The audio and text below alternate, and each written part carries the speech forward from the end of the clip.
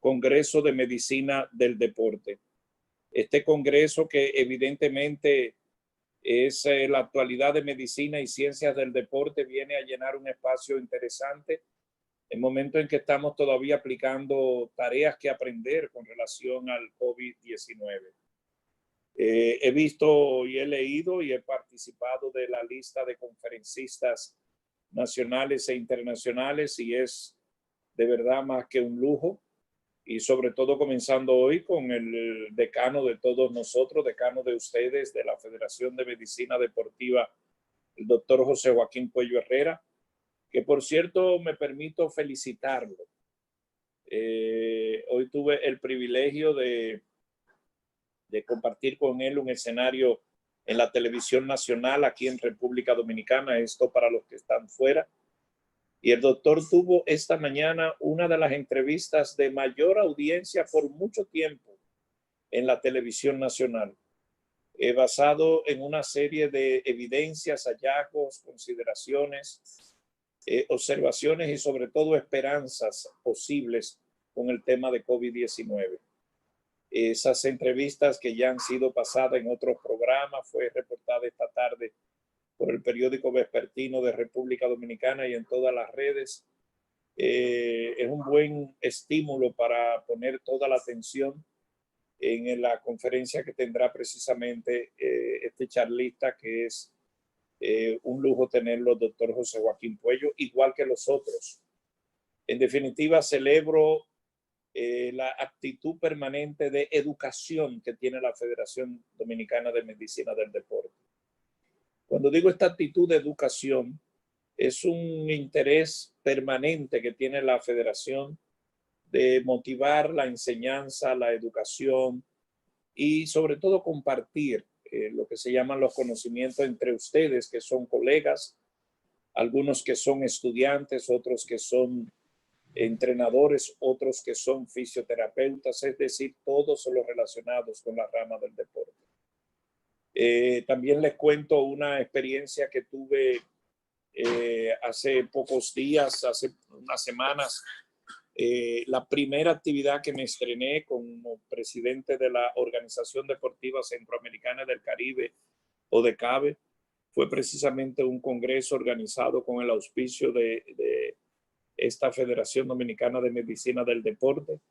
Y créanme que fue todo un suceso, 3 días, ese congreso, ese encuentro, esas charlas magistrales que se dieron hace exactamente un mes y una semana. Ahora toca este congreso. Les quiero invitar a todos su mayor atención. Quiero felicitarlo por la cantidad de participantes. Me hace ver de que todavía se tiene hambre y sed de aprender.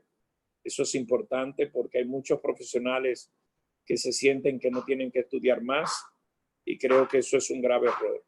Vivimos unos tiempos de aprender unos de otros, porque fíjense ustedes, de vez en cuando nos llegan virus donde los más encumbrados científicos no tenían ni tienen idea de cómo combatirlo y todos están aprendiendo.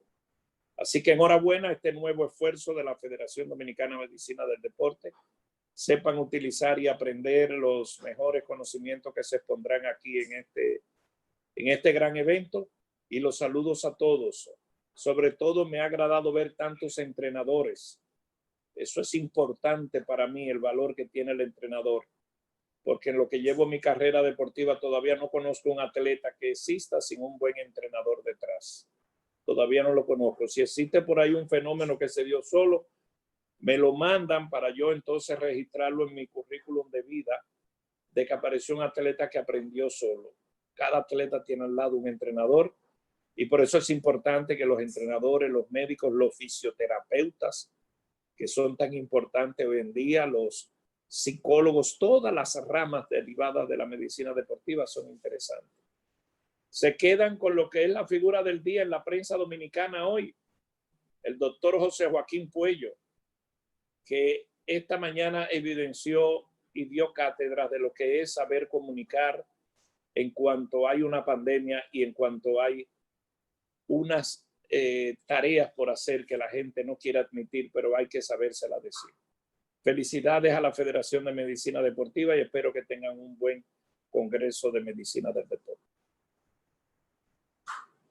Buenas tardes. Hola, Milton. Buenas tardes, República Dominicana, y buenas tardes, América. Hoy iniciamos el Congreso Internacional Virtual en Medicina del Deporte y esta tarde es una tarde de estrellas.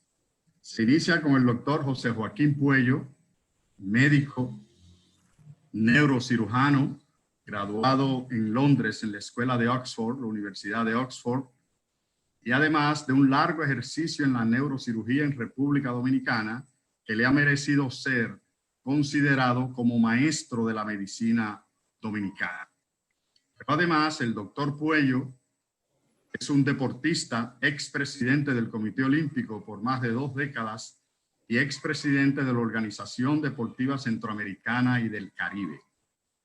Realmente, cualquier auditorio en nuestro país se honra en tener una conferencia inaugural con el doctor José Joaquín Puello Herrera, a quien además va dedicado este gran evento con muchos científicos amigos de él que le respaldan, y le damos un caluroso abrazo y un caluroso aplauso por toda su trayectoria en la medicina y el deporte.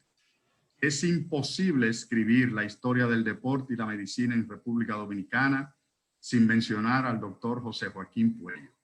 Vayan nuestros parabienes para él, mucha salud, muchas presentaciones, y le damos inicio a la primera conferencia de este gran congreso en la voz del doctor José Joaquín Puello.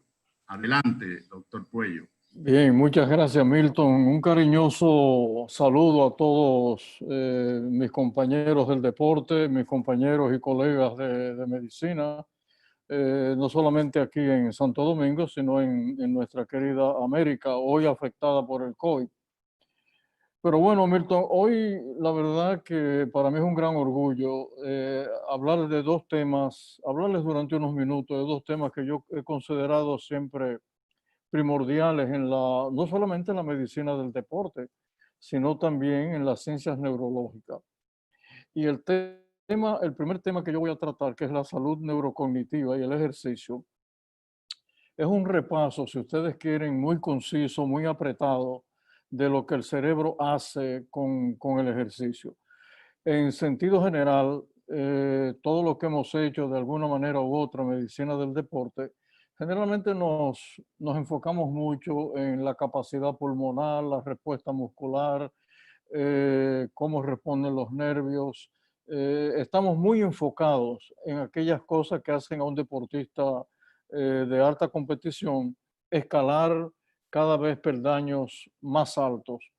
Sin embargo, lo que no hay ninguna duda es que el órgano que dirige todo esto es el cerebro, y no hay muchos estudios sobre el cerebro y el ejercicio. Es curioso que nos hemos dedicado más a las acciones que el cerebro es la precursora y la directora, y de él y de este órgano conocemos muchas cosas y pocas cosas. Por esa razón, en la segunda parte, ustedes me van a oír hablar de cómo nació este órgano. La verdad que en las escuelas de medicina no nos los enseñan. Yo he tenido que tomar mucho tiempo de mi vida profesional tratando de entender este órgano, cómo nació, de dónde viene, respetando, eso sí, lo quiero decir desde el principio, las creencias religiosas de cada cual. Recordemos que esta tarde estamos entre profesionales. Nosotros vamos a dar datos aquí que son puramente científicos, debidamente demostrados. No va a haber un solo dato que ustedes van a ver que no haya sido realmente, tenga la evidencia científica. Bueno, por lo tanto, la neurocognición, esto tiene una historia no muy larga. Nace en el 1970 y nació en Princeton University. Y fue allí donde el profesor Miller comenzó a hablar del ejercicio y de la salud neurocognitiva. Y desde entonces hasta esta fecha que estamos hablando, hemos pasado por todos los genios que ustedes se imaginan en materia de neurociencia. Yo solamente quiero recordar algunos, quizás recordar un poco a Penfield, bueno, aquel genio de la epilepsia, de la neurocirugía funcional. Les cuento, por ejemplo, la historia de Oliver Sacks. Sacks fue un genio, profesor de NYU por muchos años, profesor de neurología. Ustedes lo van a recordar, él escribió un libro muy famoso, recomiendo que lo lean, que se llama el hombre que confundió a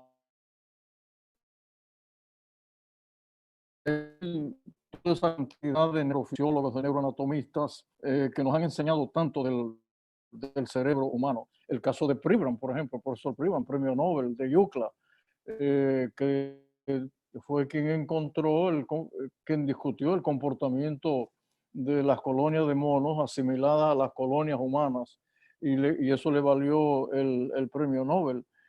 Sir Francis Crick, un genio, cuando este hombre estudia el alma y dice algo que ya Platón lo había dicho, que el alma estaba en el cerebro, pero más que eso, fue el hombre que también nos inició, por así decirlo, en lo que hoy llamamos la molécula divina, o sea, cómo surgió el ser humano y sobre todo en esta tarde de hoy, cómo surgió el cerebro, que es la segunda parte de la charla.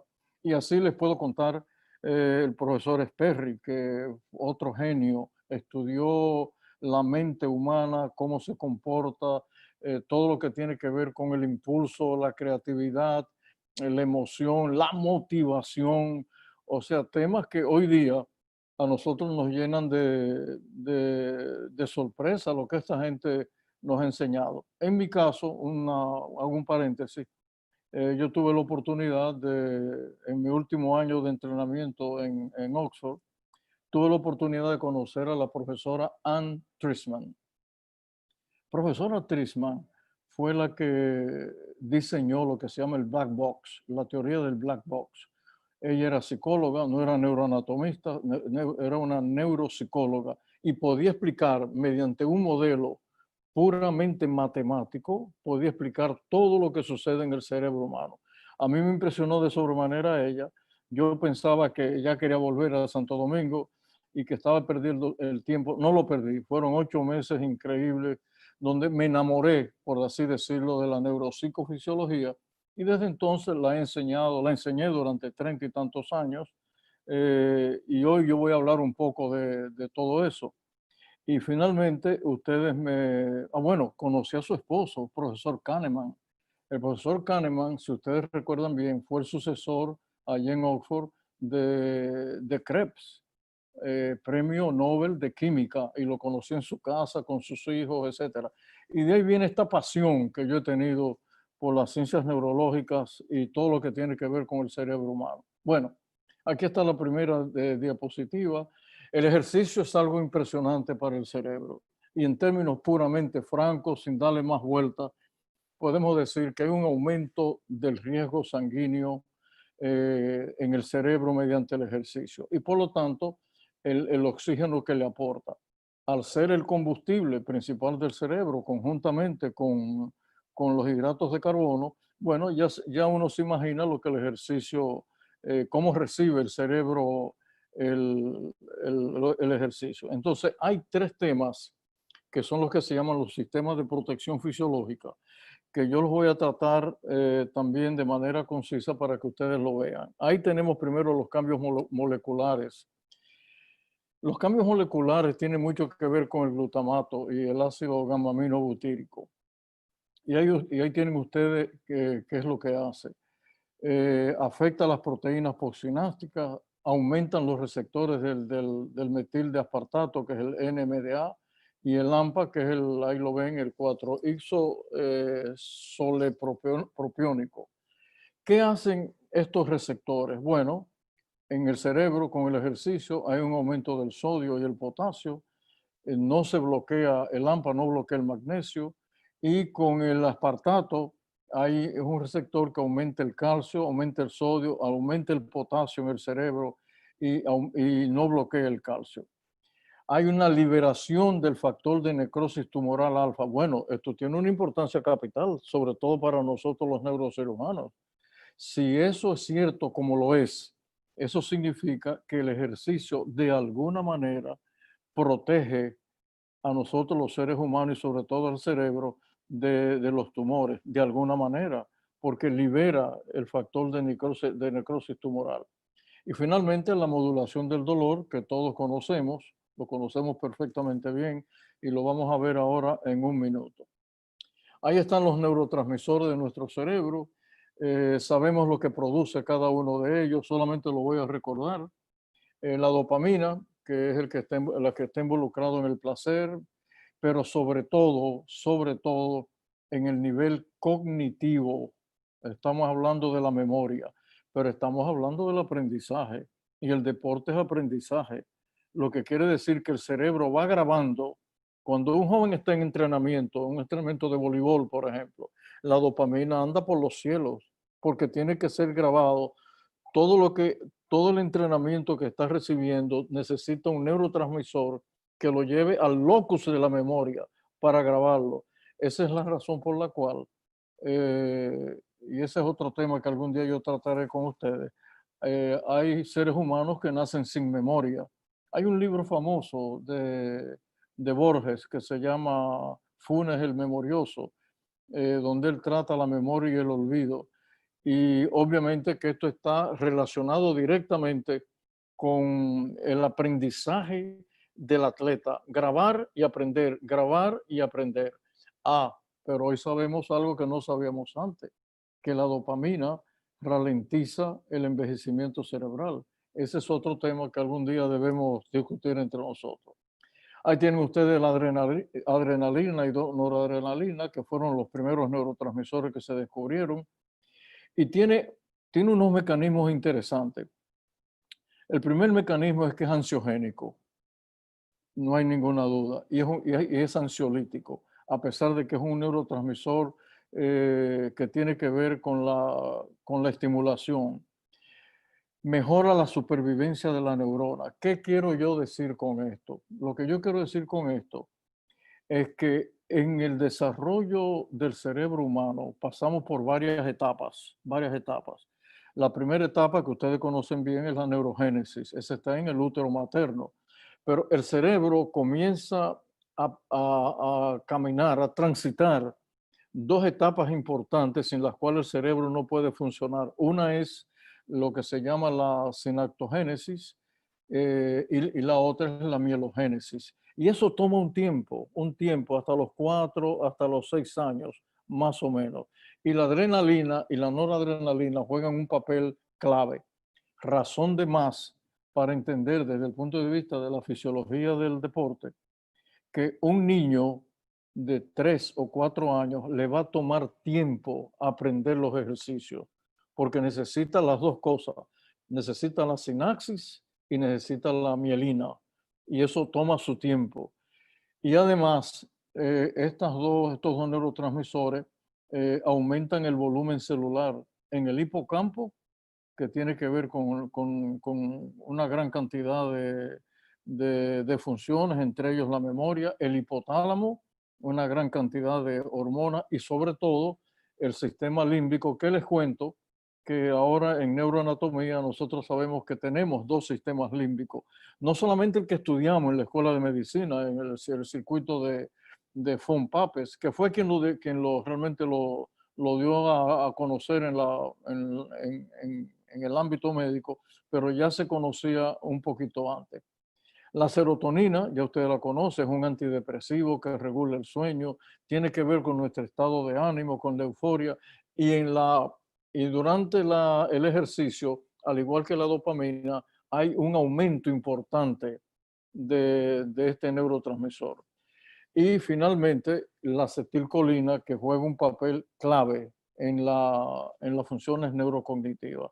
Ese es más o menos un resumen muy, muy conciso de estos 4 neurotransmisores. Siguiendo con el tema, entonces tenemos factores neurotróficos.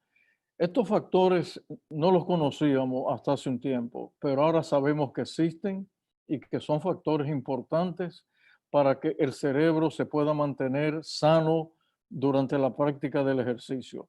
Y sobre todo, que intervienen en la neurogénesis. Me detengo aquí un segundo. La neurogénesis, hasta hace unos años pensamos que ya para los 12, 14 años ya no se producían más neuronas. Ahora sabemos que sí. El cerebro sigue creciendo y creciendo y creciendo hasta los 30 años. Ese es un concepto nuevo que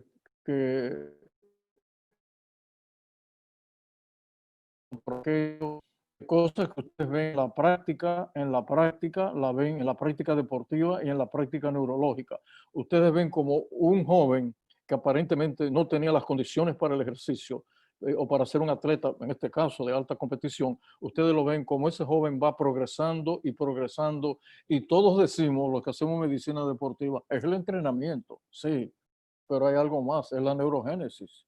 Él está produciendo hormonas, pero además los factores neurotróficos defienden a la neurona. Y de la neurona no voy a hablar porque yo soy un apasionado de ella y tengo tanta información que no es el momento que hablemos de ella, pero en algún momento debemos hablar un poco de esta célula increíble, la célula más importante del cuerpo humano. Entonces, estos factores neurotróficos también tienen otra función, y es que producen la diferenciación neuronal en el córtex y en el hipocampo. Vuelvo sobre eso en unos minutos en la segunda parte de la charla, para que ustedes vean cómo fue que el cerebro realmente se pudo desarrollar. La secreción de las endorfinas y de los opioides endógenos. Esto induce a la práctica del deporte, regula la ansiedad, es la droga del deportista. Qué bien nos sentimos después de una hora de ejercicio, y ese es el cerebro que la produce. Y esto nos ha llevado a otro conocimiento que nos ha llenado, bueno, hasta el día de hoy. Este es un tema que está desde que Howlett y Devance en el 1998 hablaron del sistema endocannabinoide en el cerebro. Empezamos a entender unas cuantas cosas que no sabíamos del cerebro.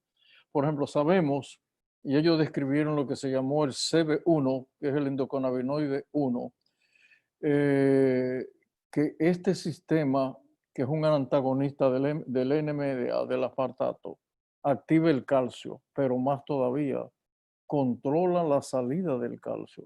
Este es un tema de discusión en neurofisiología, porque el cerebro humano en el ejercicio, en nuestras actividades, funciona por sus interconexiones, pero funciona esencialmente por los impulsos eléctricos.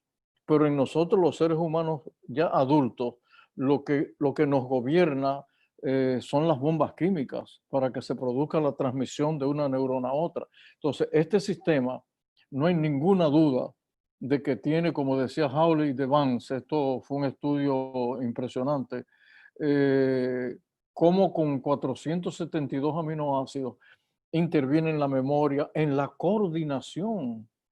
Estoy hablando de lo que es importante para nosotros en el deporte. O sea, el concepto que todos teníamos hasta hace unos años de que el órgano de la coordinación era el cerebelo, nada más, y el oído, no es así. La coordinación es todo el cerebro. Cuando un impulso llega al cerebro, no hay una sola neurona que no esté funcionando. Una. El cerebro humano está interconectado absolutamente con sus 100.000 millones de neuronas. Y qué curioso que ahora sabemos cosas que antes no sabíamos. De los 100.000 millones de neuronas que tenemos, 50% están en el cerebelo y las otras en el cerebro. O sea, no todas están en el cerebro. Ese es un tema que veremos un poquito más adelante. De todas maneras, regula la proteína quinasa, y se descubrió, Mechoulam había descubierto, antes que Howlett y Devance, él había descubierto lo que se llama el segundo sistema cannabinoide y le dio un nombre curioso, le llamó anandamina. Anandamina no es español, es sánscrito. Y en sánscrito eso quiere decir dicha. Y ahí está el nombre del segundo sistema, era el araquinodo glicerol. Y ahora mismo estamos en una discusión interesantísima en todos los centros de neurofisiología de que probablemente hay un tercer sistema endocannabinoide. No voy a entrar ahí porque ya eso es materia de medicina y lo que eso produce en el ser humano estamos casi seguros que tiene una función de neuroprotección. Pero ese es otro tema que ya corresponde más a la neurología clínica. Aquí están, después de los cambios moleculares, aquí están los cambios orgánicos. El ejercicio, este fue el estudio de Rafaela Adame, falta una F en Rafaela, de la Universidad de Milán, interesantísimo. El ejercicio preserva las células madres neurales de la región subventricular. Ustedes dirán, bueno, esto parece chino, no lo es. Lo que eso significa es que hay células madre neurales en el cerebro humano. Y si no lo quisiéramos creer, les doy un dato científico, y es que el cerebro de nosotros, los seres humanos, ha crecido más en los últimos 100 años que en los 6 millones de años atrás de los seres humanos en nuestra historia. Y ustedes lo van a ver ahorita. Entonces, eso quiere decir que hay células madres neurales que van produciendo neuronas a medida que nosotros nos entrenamos y nos ejercitamos. ¿Cuál es la prueba de esto? Los estudios funcionales que se han hecho con la resonancia magnética y se ha demostrado el aumento volumétrico de la sustancia gris del cerebro, aumento volumétrico en el hipocampo, o sea, nuevas células. Crecen nuevas células con el ejercicio en el cerebro y la integridad de la sustancia blanca, que es un estudio, ahí están los dos autores, Bautulí y Saba, y esto fue perfectamente demostrado con el uso de la resonancia magnética. El envejecimiento cerebral es un tema que ha sido estudiado. First fue quien lo estudió mejor y lo estudió tomando en cuenta durante años los ejercicios aeróbicos y cómo los ejercicios aeróbicos podían producir en el cerebro un beneficio. Hoy sabemos que a medida que entramos en edad, nosotros perdemos más o menos entre un 10% y un 20% del volumen cerebral. Y es lógico, cuando ustedes hacen una resonancia magnética, ustedes van a oír un término que les dice el neuroradiólogo, atrofia cortical y subcortical, fasecas 1, etcétera. Bueno, ese es el envejecimiento cerebral. Y definitivamente el flujo sanguíneo disminuye con la edad, sin lugar a dudas, por las razones cualesquiera que sean, pero esencialmente por las placas ateromatosas y cálcicas que se van formando en las arterias carotidias, en todas las arterias vertebrales, la arteria basilar, etc. Entonces, este es un tema, y es un tema que hoy discutimos con muchísima pasión, porque First demostró mediante neuroimágenes que no hay duda ninguna de que el ejercicio definitivamente nos ayuda a aumentar el volumen cerebral. Por lo tanto, el ejercicio favorece la neurogénesis. Obviamente que las conexiones del cerebro mediante el ejercicio, esos cambios funcionales que ocurren, ahí están los estudios de Hillman, de Colcom, de Poe, de Black, que ustedes pueden buscar. Hay un aumento de la angiogénesis en la corteza cerebral, se producen más arterias pequeñas en los ganglios basales. Los umbrales nociceptivos, hay una modificación de ellos y por eso es que la percepción del dolor en el atleta es menor. Y hay un tema nuevo, esto es un tema nuevecito, muy nuevo en la neurofisiología. no sé la traducción en español, pero los inputs, eso se traduce en neurofisiología, se traduce como aquellos impulsos que van a la amígdala de nosotros los seres humanos, donde está el aprendizaje y la memoria, la concentración y el ánimo, y que de alguna manera el ejercicio disminuye esos inputs. Y así, por lo tanto, nuestra memoria mejora el aprendizaje, etcétera. Todos hemos pasado, obviamente, hemos pasado por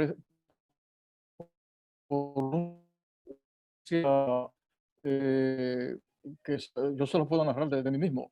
Cuando yo hacía maratón y tenía una cirugía de alta complejidad cerebral, yo me iba a correr muy temprano en la mañana, y durante esos minutos que iba corriendo, yo iba recreando en mi mente la cirugía que iba a hacer con todas sus complejidades, y cuando llegaba al quirófano, obviamente que ya yo tenía lo que en neurofisiología se llama la metacognición. La metacognición, en términos puramente neurofisiológicos relacionados con el ejercicio, es lo que se llama pensar en pensar. Solamente los seres humanos somos capaces de eso. El pensar en lo que usted va a hacer, eso significa que cuando usted va a ejercer la acción que usted va a ejercer, ya el cerebro tomó la decisión. Les pongo un ejemplo, sobre todo a Milton, que es voleibolista. Cuando se le sirve a una salidora para un remate y va a rematar, ya hace milésimas de segundos que ella tomó la decisión. Ya el cerebro lo había tomado. Ella no lo sabía, el cerebro sí. Entonces, ese es un tema de gran interés en la neurofisiología, de cómo el ejercicio nos entrena para realmente realizar acciones mucho mejor que el resto de la gente que nos rodea. Y esto está sustentado de mil maneras en educación, en las escuelas donde hay realmente un alto nivel de educación física, la disciplina de los muchachos, el control, no solamente muscular, el control cognitivo, el control de la personalidad, todo lo que tiene que ver con el cerebro humano. No hay ninguna duda de que el ejercicio, este órgano lo mejora y lo controla y lo pone en condiciones de ser cada vez mejor. El, el tema que tiene que ver con la motivación es interesante. Miren, la motivación es un tema también de alta complejidad en psicofisiología o en la neuropsicofisiología, porque la motivación tiene que ver con la emoción, la misma emotividad, pero hay órganos en el cerebro que son los que nos impulsan a nosotros a practicar el ejercicio, y cuando lo hacemos, sabemos que estamos mejorando el sistema del hipotálamo, del hipocampo, del sistema límbico, y eso es esencial en el deporte, esencial. Cómo nosotros podemos motivar desde el punto de vista cerebral a nuestros atletas, y eso viene a raíz de una teoría que quizás ustedes la hayan ido a mencionar. Es una teoría curiosa, es la teoría de Thomas Bayes. Bayes se escribe B larga A Y E S. Bayes fue un filósofo católico, y él postula y llama que una hipótesis, es una teoría neuropsicofisiológica. Él postula que cuando usted va a tomar una decisión para que lo motive para hacer algo, está basada en una creencia. Repito, basada en una creencia. Y que esa creencia está basada en una experiencia. Y entonces Bayes postula en su teoría que entonces ocurre un sistema exactamente contrario. Esa creencia creada entonces repite las experiencias y vuelve a ser una creencia. Parece compleja, pero es una teoría ya universalmente aceptada que lo que tiene que ver con la motivación. Bien, termino aquí con esta, vamos a la segunda llena inmediatamente para hablar de la... Ahora les quiero presentar, este es un tema que espero que sea provocativo, es un tema apasionante, por lo menos a mí me apasiona sobremanera, yo espero que a ustedes también. Yo les voy a hablar del desarrollo del cerebro humano. El cerebro es un órgano complejo y para poderlo entender, nosotros tenemos obligatoriamente que remontarnos a muchos años atrás y ver un poco la historia de cómo surgió el cerebro. Vuelvo a repetir que lo que voy a decir aquí son datos puramente científicos. No son datos que no tengan un sustento. Y por lo tanto, respetando las creencias de cualquiera de ustedes, yo les voy a mostrar lo que nosotros sabemos hoy día sobre este órgano increíble. ¿Por qué lo presenta? Esa es la pregunta. Y es porque yo creo que todo médico deportivo, todo el que maneja el cerebro humano y maneja los seres humanos, debe conocer un poco de cómo este órgano se desarrolló, este órgano increíble realmente que tiene una historia que nos llena de asombro todos los días. Ahí está lo que llamamos la línea temporal de la humanidad. La línea temporal de la humanidad significa que tenemos que saber cómo comenzó la vida en la Tierra, en nuestro planeta. Y lo que sabemos hoy día con absoluta certeza es que hace 13.800 millones de años que apareció la materia. Cuando la materia apareció, ahí bien, aparecieron los átomos y las moléculas, que es la química. Hace 4.500 millones de años es cuando se forma el planeta Tierra. Y esto es interesante, porque el planeta Tierra aparece hace 4.500 millones de años. No me está pasando. No. Un momentico, tenemos el anterior ahí. Ok. Y la luna, nuestra luna, solamente tiene 50 millones de años. La luna se desprendió de Marte, muchos de los meteoritos no llegaron aquí y se formó la luna. Al formarse la luna, la Tierra entonces empezó a girar sobre su eje y se puso en un eje de 23 grados. Por eso son las mareas, por eso es el sol, el sistema circadiano. Y hace 3.800 millones de años que aparecieron los organismos. Y solamente hace 6 millones de años, solamente 6 millones de años que aparecimos nosotros los seres humanos. No solamente eso, se conoce la abuela de nosotros. Se conoce la abuela y se conoce inclusive hasta una hermana de la abuela que se llama Lucy. Fue una mona que se descubrió por unos antropólogos. ¿Qué ocurrió? Que esa abuela tuvo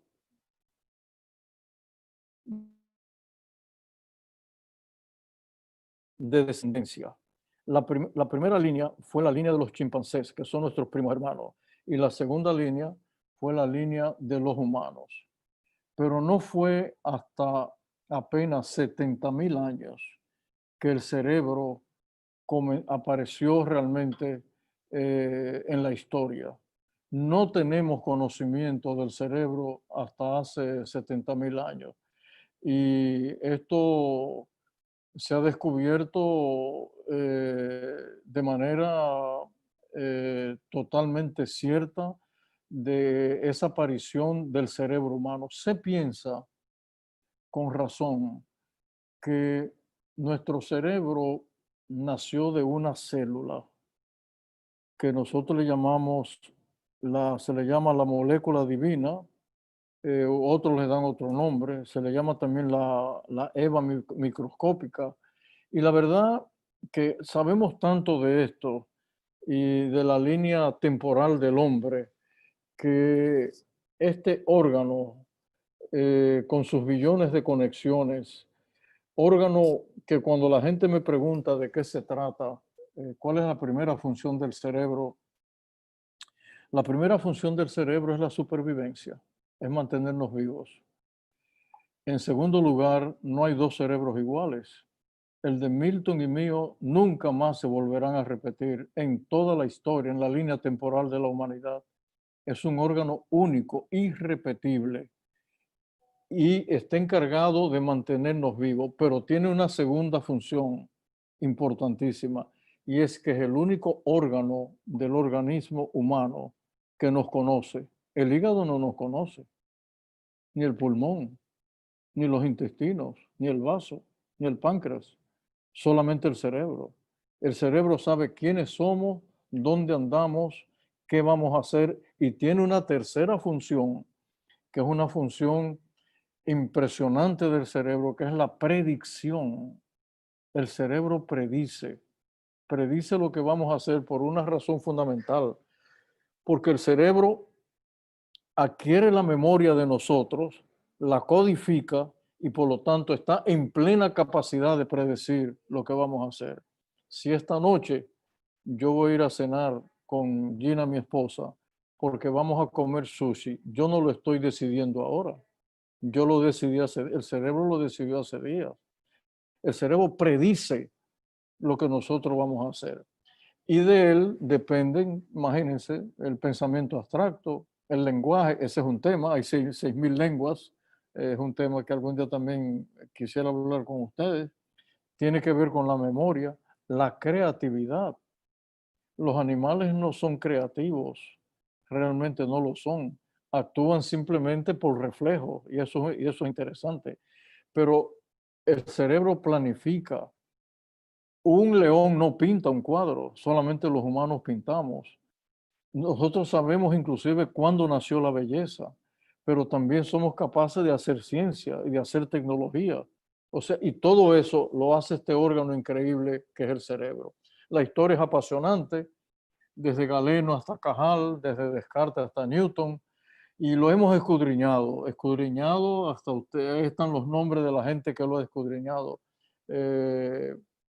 Oliver Sacks, Sir Francis Crick, Penfield, Berger, el hombre de las ondas cerebrales, Pribram, el hombre de la motivación y de las colonias, Broca, el hombre del lenguaje, Wernicke, también del lenguaje, Aldous Huxley, Eccles, Sherrington.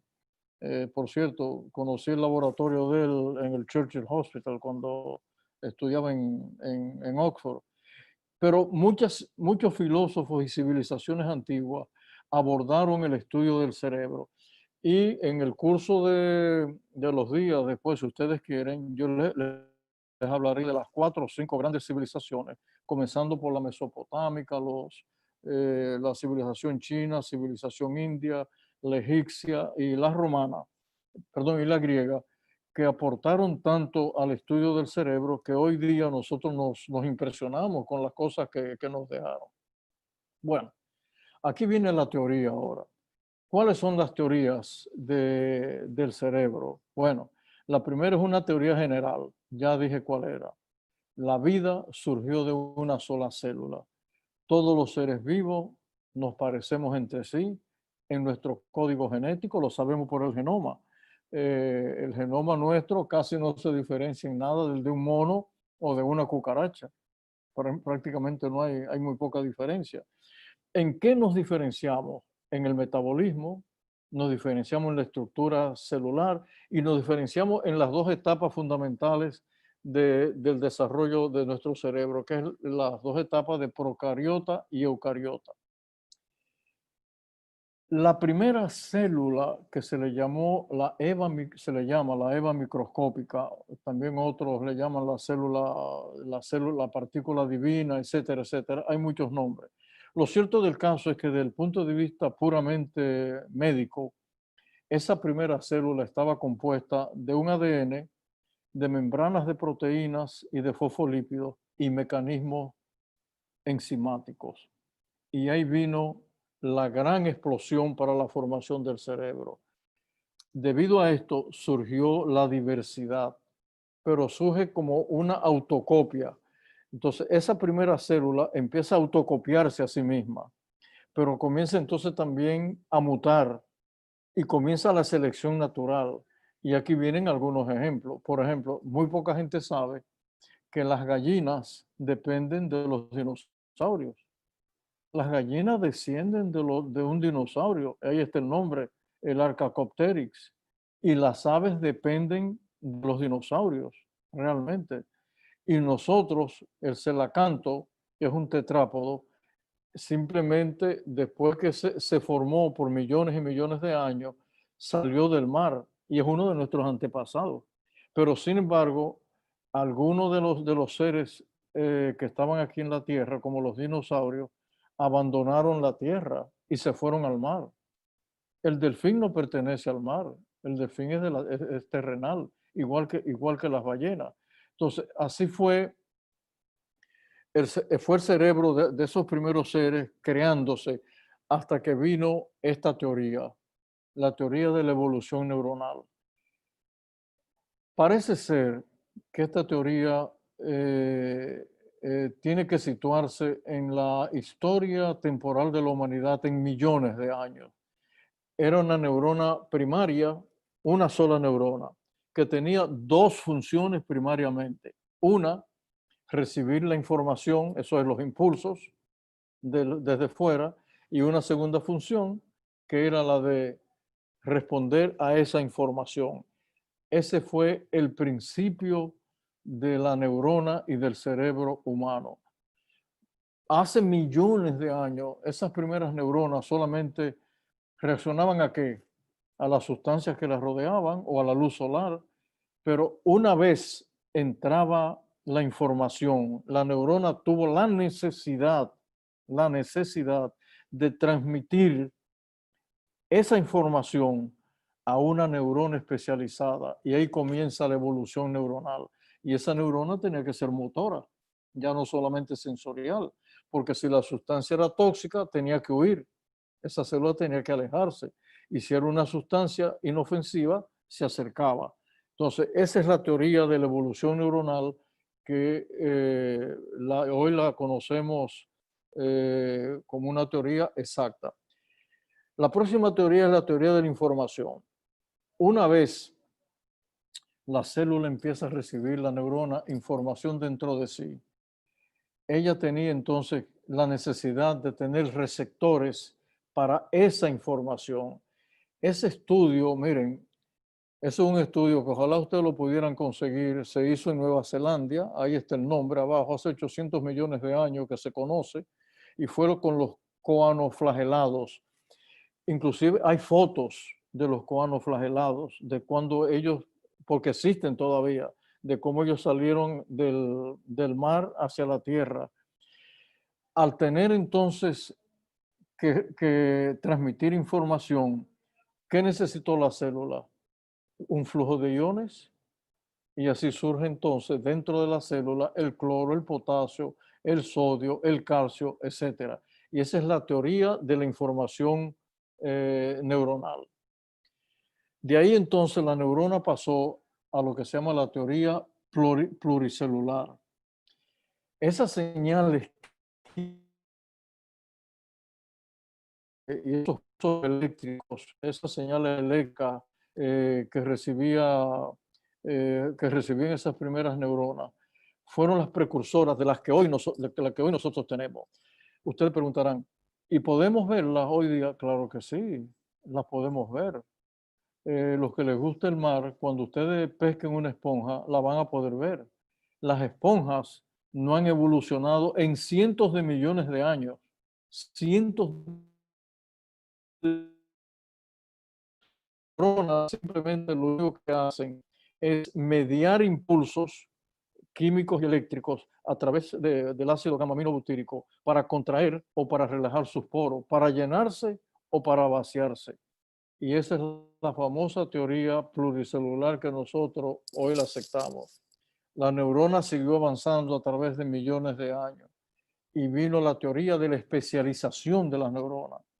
¿Qué quiero decir con esto? Las neuronas entendieron que tenían que situarse en sitios específicos. Por esa razón, ellas comenzaron a emigrar. Miren, no tenemos los ojos y el oído, los ojos, el oído, los grandes plexos, esos grandes, los sentidos nuestros, no es, excepto el tacto, no están en la cabeza, el gusto, el olfato, simplemente porque surgió de la nada. No, es que la neurona, el cerebro, el cerebro primigenio tenía la necesidad de especializar neuronas que fueran hacia la punta de ese ser que se estaba formando. Y de ahí entonces vino la formación de las grandes redes. Obviamente viene el tacto y lo que interesa a nosotros, la gente que hacemos medicina del deporte, los plexos, los ganglios presinápticos, postsinápticos, etc. Si ustedes quieren abundar sobre este tema, pueden buscar un poquito en zoología, el estudio de las medusas, de las anémonas, los corales. Ese grupo son los que se llaman los nidarios. Y hemos aprendido tanto del calamar gigante, sobre todo por lo que hacemos medicina deportiva, tantas enseñanzas del calamar gigante, sobre todo con aquellos nervios que llegan a tener hasta 3 y 4 metros, axones de neurona, hasta 3 y 4 metros de largo. La neurona sigue entonces tratando de conformar el cerebro y aparece entonces la teoría de la disposición anatómica. ¿Qué quiere decir eso? Es la teoría de la simetría radial. Eso quiere decir un extremo anterior y un extremo posterior. Fue el proceso más lento de la formación del cerebro y es lo que en neurofisiología y en neuropsicofisiología cognitiva le llamamos la neurobiotaxis. La neurobiotaxis quiere decir que los órganos sensoriales importantes para ver, para oír, para sentir sabores, el gusto, para oler, tenían que estar situados en la parte más, más superior del cerebro, del cuerpo que se estaba formando. Esa es la famosa teoría de la neurobiotaxis. Es una teoría tan interesante y esto fue estudiado por Darwin de manera, bueno, realmente era un genio. Darwin no solamente estudió la neurobiotaxis, no sé si ustedes saben que Darwin estudió la conducta humana y la clasificó. Cuando hablamos de ira, cuando hablamos de alegría, eso fue clasificado por Darwin y les recomiendo leer la biografía de él. Creo que es interesante para nosotros los que hacemos ciencia. Fíjense, por ejemplo, las abejas ven los colores, los distinguen perfectamente bien como nosotros los humanos. No solamente eso, diferencian los olores. No solamente eso, reconocen los rostros humanos. ¿Sabían ustedes que las abejas reconocen al apicultor y por eso no lo pican? Reconocen el rostro del que las va a recoger, los cuida, le pone para que no le entren los depredadores, etcétera. No solamente eso, las abejas son capaces de leer símbolos. Los apicultores le ponen símbolos a las abejas para formar panales. Y una de las cosas que a mí más me llama la atención por mi pasión por la navegación es que las abejas se orientan igual que nosotros, con el sol y cáiganse para atrás y con las estrellas también. Pero más todavía, los apicultores saben que las abejas diferencian la derecha y la izquierda del apicultor. Y es increíble porque, como decía Darwin, es increíble que el cerebro de una abeja apenas pesa 1 gramo. Y él decía, es la materia cerebral más maravillosa que existe. Aquí viene la próxima teoría, la teoría del sistema cefálico. Finalmente, las neuronas entonces empiezan a irse hacia la cabeza. ¿Cómo lo supimos? Los neuropaleontólogos encontraron un pez que se llama el Amphioxus. Es un pez primitivo. Ese pez es increíble porque es el precursor de peces, de reptiles, de aves y de mamíferos.